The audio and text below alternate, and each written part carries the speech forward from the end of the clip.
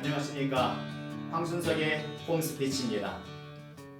오늘은 제2강 스피치 표현의 기본 기술편입니다. 먼저 저는 천천히 큰 소리로 또박또박 자연스럽게 이와 같이 스피치 표현의 4가지 원칙을 제안합니다. 첫째, 천천히 말하자는 것인데요.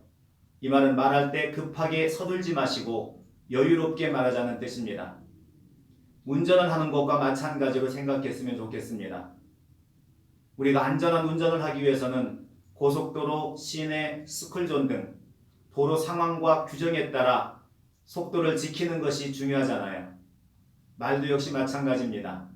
상황에 따라 여유롭게 천천히 했으면 좋겠습니다. 너무나 느리거나 빠른 것도 곤란합니다. 예를 들어 여러분 안녕하십니까? 대단히 반갑습니다. 너무 느리지요. 답답합니다. 그렇다고 여러분 안녕하십니까? 대단히 반갑습니다. 황순석입니다. 이건 너무 급합니다. 이 정도가 좋겠습니다. 네, 여러분 안녕하십니까? 대단히 반갑습니다. 황순석입니다. 네, 이렇게 말은 빠르게 하되 쉬는 곳에 조금의 여유를 둔다면 속도는 알맞게 나올 겁니다. 두 번째로 큰 소리입니다. 이는 신념이 담긴 힘있는 소리를 뜻합니다. 무조건 목소리를 크게 할 것이 아니라 내 말을 들어야 할 사람이 10명이면 10명, 100명이면 100명이 한 번에 정확하게 알아들을 수 있도록 하자는 겁니다. 전달하고자 하는 내용에 알맞은 신념이 담긴 힘있는 소리면 좋겠습니다. 힘있는 소리는 혀와 입술의 움직임을 평소보다 조금만 더 크게 한다라고 생각하시면 됩니다. 여러분도 한번 해보십시오. 혀와 입술에 힘을 빼시고 입을 적게 벌리고 안녕하십니까? 안녕하십니까? 어떻습니까? 이번에는 힘을 좀 많이 줘보겠습니다. 좀 과하게. 입도 많이 벌리고 안녕하십니까? 안녕하십니까? 지나친 감이 듭니다. 네, 그렇다면 혀와 입술에 힘을 약간만 주시고 입술을 좀 많이 벌린다 생각하시고 한번 해보십시오. 안녕하십니까? 안녕하십니까? 반갑습니다.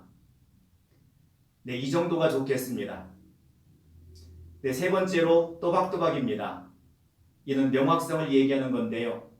의미를 정확하게 표현하자는 겁니다. 한마디로 아버지 가방에 들어가시면 안 됩니다. 화면을 한번 보십시오. 교통순경이 훔친 차를 타고 다니다가 사고를 낸 운전자를 조사하던 중 여기에서 끊으면 교통순경이 차를 훔쳐 타고 다닌 것이 되어버리죠. 그게 아닙니다. 교통순경이 훔친 차를 타고 다니다가 사고를 낸 운전자를 조사하던 중 버스에 치여 큰 부상을 당한 안타까운 사고입니다. 철수는 울면서 떠나는 친구를 배웅했습니다. 철수를 울려보겠습니다. 철수는 울면서 떠나는 친구를 배웅했습니다. 이번에는 친구를 울려보겠습니다. 철수는 울면서 떠나는 친구를 배웅했습니다. 뜻이 달라졌습니다. 물론 이런 문장들은 문장 구성상의 오류입니다. 그런데 우리가 말을 하다 보면 이런 문장을 많이 찾을 수 있습니다. 또박또박은 말의 내용을 정확하게 상대에게 전달하자는 것입니다. 네, 다음은 제스처입니다. 여러분, 제스처는 개성으로 이해를 좀 해주십시오. 여기서 잠깐 개성을 함께 생각해 보겠습니다. 여러분, 화면을 봐주십시오. 우리말의 말의 억양이 시대 상황에 따라, 환경에 따라 변화하고 있다는 사실, 여러분 느끼고 계셨습니까? 분명히 변하고 있습니다. 이것을 웅변형 스피치로 예를 들어 보겠습니다. 웅변이란 사전적 의미로 찾아보면 청중 앞에서 우렁찬 목소리로 유창하게 당당하게 말한다는 뜻이고요. 또는 매우 강력하게 뒷받침할 수 있도록 말한다라는 뜻을 담고 있습니다. 네, 여러분, 웅변형 스피치, 웅변하면 떠오르는 게 있으시죠? 이연사 힘차게 외칩니다. 웅변형 스피치에서 클라이막스라는 겁니다. 먼저 1950년대 이연사 힘차게 외칩니다를 제가 보여드리겠습니다. 자세는 보통 이렇게, 그리고 이렇게 시작하죠. 이연사 힘차게 힘차게 외칩니다. 청중들은 막 박수를 칩니다. 꼭 이런 리듬과 같아요. 사람 살려주세요. 왜 이렇게 했을까? 제가 스피치를 공부하면서 생각해 봤더니 우리 시대 상황이 그랬습니다. 1950년 6.25 전쟁이 일어나서 모두 다 죽느냐 사느냐의 기로에 서 있을 때 이렇게 악을 쓰는 스피치가 통했나 봅니다. 그래서 저는 1950년대를 삶의 절규형이라 명명했습니다. 그리고 60년대 70년대 모두 다 배고프던 시절은 표현법이 달라요. 저는 삶의 애원형이라고 표현했는데 웅변형 클라이막스가 억양이 이렇게 바뀝니다. 자세와 표정은 비슷합니다. 목소리 톤은 이연사 힘차게 외칩니다 하고 막 울먹거리는 소리를 내요. 울음 섞인 소리를 냅니다. 왜 그랬을까요? 배가 고팠어요. 어디서 밥 한 술이라도 얻어먹어야 살아남을 수 있었습니다. 그러기 위해서는 나를 불쌍하게 보이는 것이 좋겠고 불쌍하게 보이려면 좀 울먹거리는 소리가 좋았나 봅니다. 이 억양이 언뜻 들어보면 지금의 북한에서 방송에서 쓰고 있는 리듬하고도 비슷합니다. 우리가 배고프던 시절에 이 리듬을 썼습니다. 대한뉴스를 생각해 보십시오.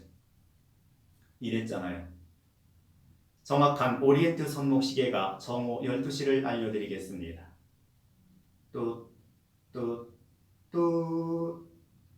KBS 정오 12시 뉴스를 말씀드리겠습니다. 먼저 해외 소식. 미국 대통령과 소련 수상이 정상회담을 끝내고 이런 형태였습니다. 여기서 여러분 혹시 기억하십니까? 고속버스, 시외버스 터미널 같은 곳에 가면 이런 방송이 있었어요. 안내방송이. 서울에서 부산까지 가시는 고롱고속 손님 여러분께서는 빨리빨리 승차해 주시기 바랍니다. 이랬습니다. 여러분 그런데 한번 생각해 보십시오. 방송에서 대한뉴스를 어떻게 바꿉니까? 언제부터? 1980년대부터 그랬던 것 같아요. 이제 죽을 고비를 넘기고 배고프던 시절이 지났습니다. 이제는 울고 짜는 것도 싫고 억지 부리듯 큰 소리 치는 것도 싫습니다. 편안하게 말하고 싶어요. 그래서 이때부터 방송의 뉴스도 시청자 여러분 안녕하십니까? 월요일 밤 KBS 9시 뉴스입니다. 이런 리듬으로 편안하게 바꿉니다. 그러다가 여러분 2000년대 21세기에 들어서는 어떻게 바꾸나요? 개성으로 바꿉니다. 제가 이런 말씀을 드리는 이유가 바로 여기에 있습니다. 이제 여러분 어떤 틀 속에 말의 리듬을 박아놓고 그 틀에 따라서 표현하려고 애쓰기보다는 생활에 알맞은 마음과 자세로 그냥 편안하게 하고 싶은 말씀을 하시면 좋겠습니다. 네, 그 과정에서 본인만이 가지고 있는 개성이 나타날 수 있겠는데요. 그 개성이 멋지고 아름답게 보이려면 여러분 역시 어울리는 말이 있죠. 스피치는 폼이다. 이제 언제 어디서건 천천히 큰 소리로 또박또박 자연스럽게 이 네 가지 원칙을 생각하면서 내가 가지고 있는 개성을 마음껏 펼쳐 보이시기 바랍니다. 좋은 스피치가 될 겁니다. 네, 그러면 여기서 지난 1강에서 약속했던 즉석 스피치의 방법을 안내해 드리겠습니다. 갑자기 준비되지 않은 말을 해야 할 일이 있다면 여러분 이제 복잡하게 생각하지 마십시오. 바로 화면에 있는 내용처럼 이렇게 하시면 됩니다. 안녕하십니까? 반갑습니다.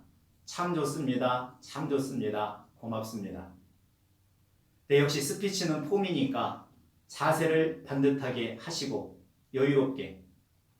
네, 이것을 1강에서 말씀드린 상황에 비겨서 또 오늘 말씀드린 천천히 큰 소리로 또박또박 자연스럽게 여기에 접목시켜서 표현해 보겠습니다. 네, 회원 여러분 안녕하십니까? 대단히 반갑습니다. 황순석입니다. 여러분 정말 반갑습니다. 오늘 기분 참 좋습니다. 네, 오늘 이렇게 여러분과 함께 만나서 맛있는 음식을 서로 나눌 수 있어서 참 좋습니다. 그리고 하고 싶었던 얘기를 즐겁게 나눌 수 있어서 기분이 참 좋습니다. 오늘 이런 좋은 자리를 마련해 주신 회장님과 집행부 여러분 정말 고맙습니다. 회원 여러분 오늘 저녁 즐거운 시간 보내십시오. 고맙습니다. 이렇게 하면 어떨까요? 특별히 멋있고 아름다운 문장을 찾으려 하지 말고 무슨 말을 어떻게 할까 당황하지 마시고 현장 상황에서 좋은 것, 기분 좋은 것 한두 가지, 두세 가지를 찾아서 그것을 표현해 보면 좋겠습니다. 그것으로 충분합니다. 다른 곳에 가서도 마찬가지입니다. 이제 따뜻한 봄입니다. 많은 사람들과 함께 봄나들이를 갔습니다. 여기서 역시 한 말씀 해야 할 때 이것을 그대로 접목시켜 주십시오. 여러분 안녕하십니까? 반갑습니다. 기분 참 좋습니다. 오늘 이렇게 따뜻한 봄날의 휴일 여러분과 함께 보낼 수 있어서 참 좋습니다. 오늘 날씨도 정말 좋습니다. 오늘따라 공기도 맑습니다. 주변에 예쁜 꽃들도 가득합니다. 여러분 봄 기운 듬뿍 느끼시고 하루 종일 기분 좋게 보내십시오. 여러분 고맙습니다. 네, 이렇게 말입니다. 여러분께서도 앞으로 맞이해야 될 상황을 생각하시면서 연습을 해보시기 바랍니다.